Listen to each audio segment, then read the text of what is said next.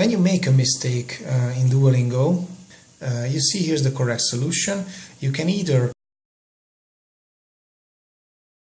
take a notebook, so you write the sentence down, the correct solution, maybe the basic sentence as well. So next time Duolingo gives you the sentence, you can look at your notebook and copy it from there, or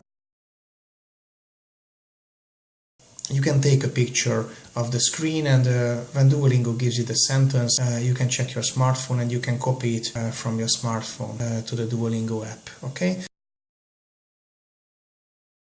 And you should always read the correct solution and try to memorize it. But it is like a small help. It's like a cheat sheet. I bet you use the cheat sheet at school. Me too.